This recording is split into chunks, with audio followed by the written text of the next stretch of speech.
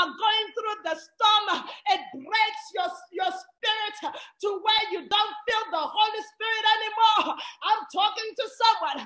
If you want to be honest with me right now, you have been in that place where you say, God, I don't feel like praying. I don't feel like reading the word.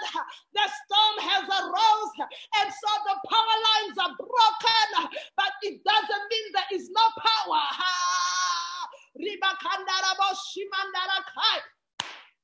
Hey! I think I'm getting excited all by myself here. You see, it doesn't mean that God is not at work when you are going through the storm.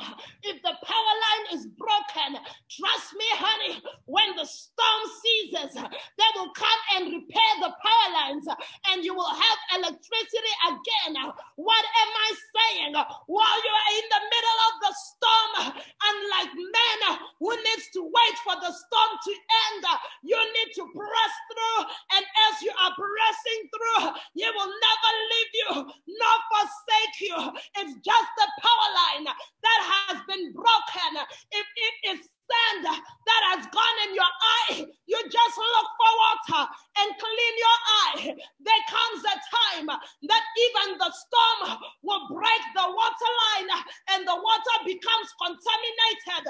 But let me tell you, children of Israel, if you get to the water and it is mara and it is bitter, God will just say, put in a little stick, put in the cross of Jesus, and the water will become sweet. So it doesn't matter what the storm tries to destroy. It can destroy the power line. It can destroy the water line. But you know what? There is a living water.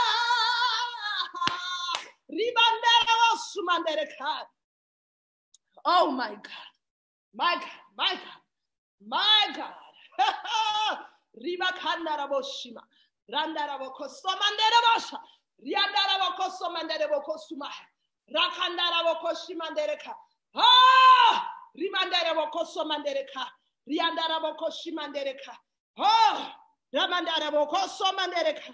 Liandarabokoshimandereka. Nandarabokosomandereka. You need to stop walking by sight and begin to walk by faith. Walking by faith. You see, oh, at another time, the disciples were on the boat and a storm arose. I will close with this. And a storm arose, and when the storm and when the storm arose, again they were afraid. And when they looked and they saw Jesus coming, you hear them 1 minute say, it must be a ghost. It can't be a man who could walk on water. It must be a ghost. 1 minute they are seeing a ghost, but the next minute they are calling him God. What am I saying? 1 minute you are seeing a financial problem, but the next minute you are seeing the hand of God. 1 minute you are seeing a miscarriage, but the next minute you are carrying those twins. Oh, Landerabo Sumanda Rakanda. Oh! And he says to Peter, this was not even part of my message. I'm just passing through this. He says to Peter, come out. Come out of the boat. Come out of a comfort zone. Come out where you have a discussion group. Come out where people are able to talk to you. Come out where people are able to give you ideas. Come out where people are able to tell you that you will never come out of it. Come out. Come out.